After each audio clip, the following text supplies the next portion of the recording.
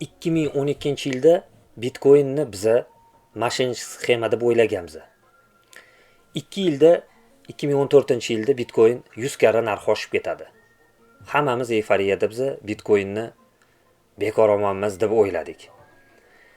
2017-yilda Bitcoinning narxi 20 mingchaga ko'tarilib ketadi.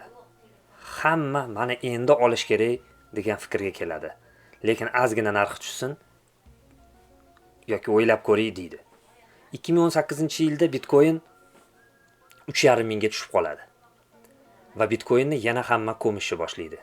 Bitcoin o'ldi, endi qaytib o'zining narxiga qaytib chiqolmasa kerak deydi. 2021-yilda Bitcoin yana 70 ming dollarga ko'tarilib ketganda, butun dunyo u narsani o'zi bilib Bitcoin haqida gapirishni boshlaydi va biz va boshqa investorlar Bitcoinni olaylik, lekin ozgina pastga tushsin, keyin olishni boshlaymiz deydi. 1 yil o'tgandan keyin Bitcoin yana 20 ming dollarga tushadi va Bitcoinni hech kim olgisi kelmaydi. Hozir o'ylayotgan bo'lishinglar mumkin. Sotib olaymi Bitcoinni yoki sotib olmaymi? Shunaqa shubhalar paydo bo'lishi mumkin. Lekin shunaqa payt keladiki, Bitcoinni sotib olishning iloji bo'lmaydi. Birinchi sababi 21 millionta Bitcoin. Undan ko'pi уже bo'lmaydi. 21 millionta Bitcoindan уже почти ko'pi qazib olingan. Qolganlari esa sekin-sekin 50-yilgacha qazib olinadi. Ikkinchi sabab. Katta korporatsiyalar Bitcoinni katta ob'yomda sotib olishni boshlashyapti. Oldin farasam qilib bo'lmasdi u narsani. Oldin Bitcoinga uncha katta korporatsiyalar e'tibor bermagan. Oxirgi yillarda esa Bitcoinni tinmasdan o'zini portfeliga olib boryapti.